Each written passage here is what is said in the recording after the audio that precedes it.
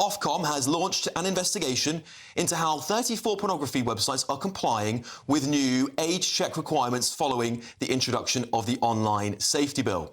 Well, since the bill has taken effect, 5 million extra online age checks a day are being carried out in the UK, according to new data, whilst the downloading of VPNs has also surged.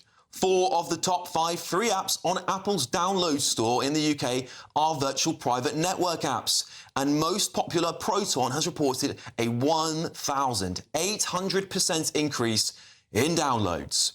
Well, Ofcom prioritises companies based on the risk of harm posed by the services they operate and their user numbers, and can eventually impose fines of up to £18 million. Well, this has been a very big topic this week, and I'm very delighted to say I'm joined now by former Culture Secretary Michelle Donelan. Michelle, of course, you wrote this bill, you carried this through Parliament. The backlash to this bill has been pretty intense this week. It's been a long time coming. Would you, if you were still in government today, still support this bill? So first of all, I inherited the bill and then completely rewrote it because the state I got it was something that really did stifle free speech. So, for instance, there was a clause called legal but harmful, where the government could just make up stuff that wasn't illegal, but it was going to restrict online. We got rid of all of that and put in protections for free speech. I think what you're seeing happen in the last few days is a dog's dinner, and that is because of the implementation of this piece of legislation. This government have been in for over a year now. What they should have been doing is concentrating, working with big tech, also working with the regulator to make sure that they were ready for the live switch on and that everybody had got their ducks in a row. And that's why we've seen a number of instances, including restricting children from seeing stuff that is absolutely fine, like seeing protests, etc. Yes, but Michelle, do you not see the problem here? The way the bill was written, without actually looking into whether they can be overridden by a simple virtual private network, a VPN. I want to ask you, do you understand how a VPN works, Michelle? Well, yes, I do understand how a VPN works, and that's not true as to the case of how. Go on, tell me. How does a VPN work, Michelle? Let me finish. Let me get a word in edgeways.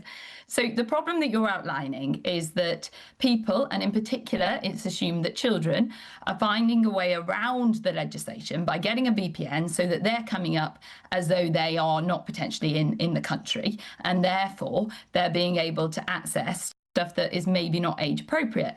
Now, there are a number of responses to this. First of all, there are always going to be ways around legislation and rules. That doesn't mean that you just stop and you give up. If that was the case, we wouldn't put railings on cliffs because we could say kids could climb over them.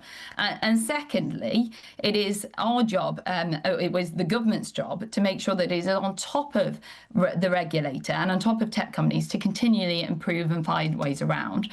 And if tech companies were relying more on age estimation and verification tools rather than crude geo-blockers and geo-assessments, then you wouldn't have this issue as bad as it is presenting. And look, there are always going to be teething problems when a new legislation comes in, when it's regulating an area that's completely been unregulated before. But the teething problems we've been seeing in the last few days are far too big, because what you're seeing happen is you're seeing tech lurch to the cheapest, quickest way of complying with the legislation, which was always going to happen if you didn't have a regulator that was completely on the ball and you didn't have a government that appreciated and respected free speech. And let's face it, this isn't a government that does that. Yes, I still want to know whether you know how a VPN works, Michelle, because I think many people will ask this question: are MPs technologically illiterate when it comes to this? Because this all stuff sounds great. We want to protect children. We care about safety. But when it comes at the risk of mass censorship, of even Katie Lamb, one of your own front bench MPs in your shadow cabinet, having her stuff censored on X, there's clearly issues. And we're talking about Ofcom. Well, why didn't you get Ofcom in a position when you were in government to actually implement this bill correctly? Because you had years you were working on it. It's not like it happened overnight. Labour have only been in government for 1 year. Right, let's pedal back a bit, because some of that stuff is not really quite fair, as you know, Alex. So Labour have been in power for over a year now. It became, it got royal assent not that long before the last election, actually. And what we'd done before that is we had got Ofcom in a good place because they'd already had the money before the bill had even passed. They were upskilling, they'd got some staff in, they were, etc. But we all know that Ofcom is far too big and is a massive mini conglomerate in essence. It shouldn't be having all of these hats, but it has. So therefore, why not remove them then? You were the Culture Secretary, Michelle. Why didn't you remove some of them while you were in office? I wasn't Prime Minister, Alex. I would have broken it up in a heartbeat. So the problem lied with Boris Johnson or Rishi Sunak? I pitched it regularly to various Prime Ministers that it needed breaking up. And if I was ever given the opportunity again to be in office, I would certainly be once again pitching it. But you've got to deal with what you've got to deal with. This Secretary of State that we've got now, instead of making cheap jibes at Nigel Farage, etc., should be focusing on actually dealing with this legislation, making sure that it's implemented in the correct way. The majority of the things that you've been seeing, the incidences that you've been seeing, what they are is that they are questioning how old a person is. So they're coming up with that message saying this content is blocked until you've verified your age.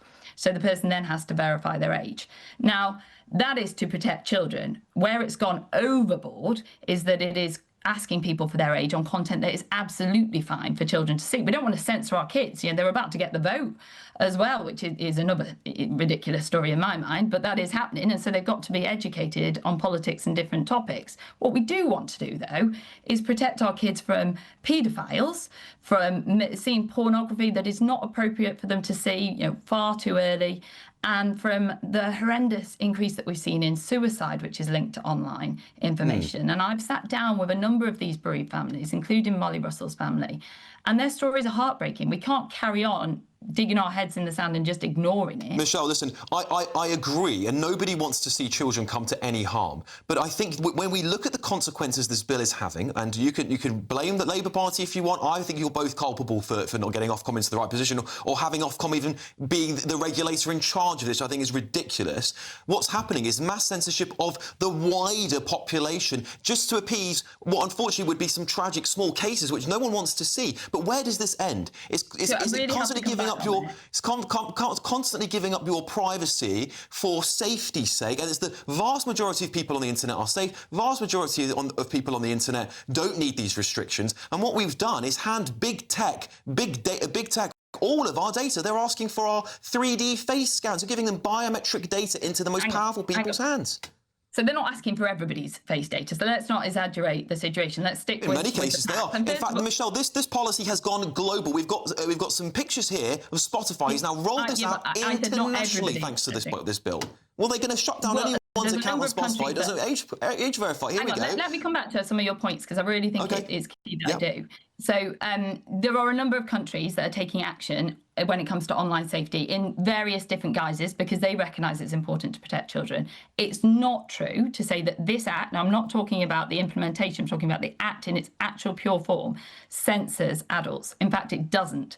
And I made clear it didn't, because I took out legal but harmful. Well, let me finish, Alex. I took out legal but harmful. I added a free speech clause into this piece of legislation.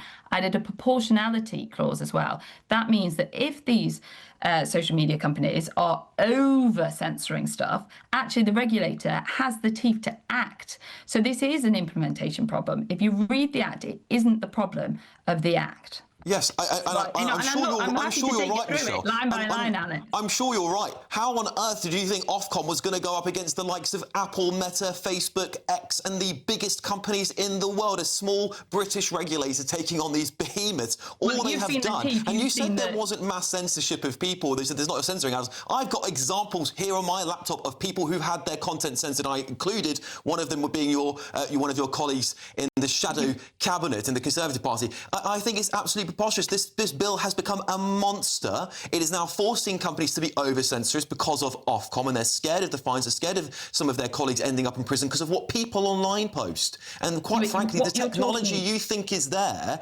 isn't there for this bill to be effective. What's happened is you've given power to artificial intelligence to make decisions on what should be censored on an algorithm, not a human being. Do you understand that? Do politicians understand you've just given AI more control over what we see? Well, firstly, I'm not a politician. I'm a mum that lives in Wiltshire now, as of last year. Former politician, I beg your pardon. Irregardless of that. So what you're talking about when you say censorship is actually having to put your details in. So you're objecting fundamentally, and I understand why, because of privacy and data. But ultimately, there is a bit of a trade-off, which we have to be honest about. You know, you cannot protect children and ensure that a 6-year-old isn't getting onto TikTok or to Facebook unless you know that that kid is 6 years old. So first of all, they try and use age estimation tools, which are looking at their patterns of behavior and their accounts. And if there's a doubt, then they have to ask for hard verification. Now, that's just a simple fact because there is no way around that. As technology improves, it will get easier and better, and it will ask less people for hard verification.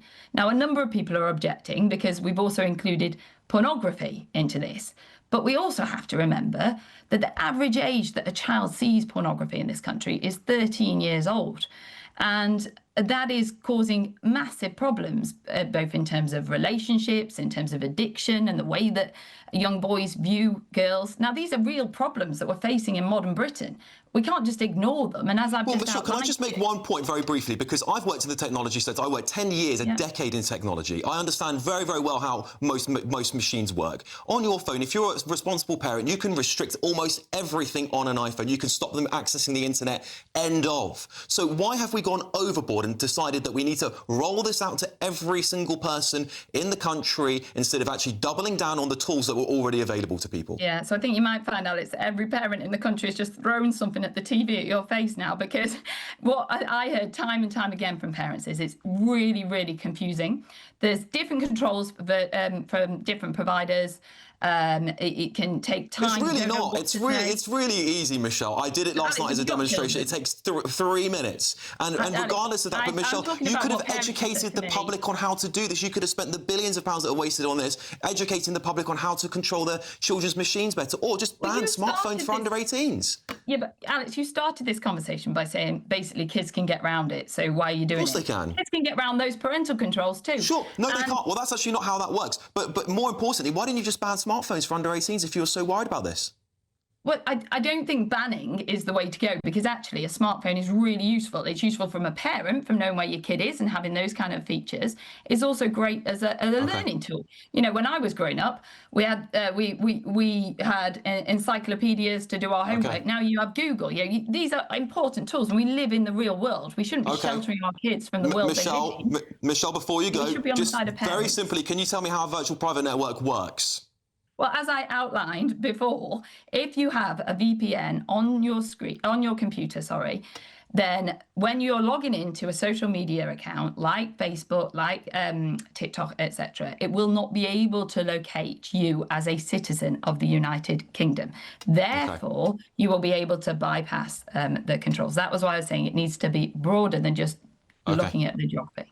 Okay, listen, Michelle Donelan, thank you so much for joining me, former Culture Secretary there. Very good faith debate. I really appreciate you coming on the show tonight. Thank you very much.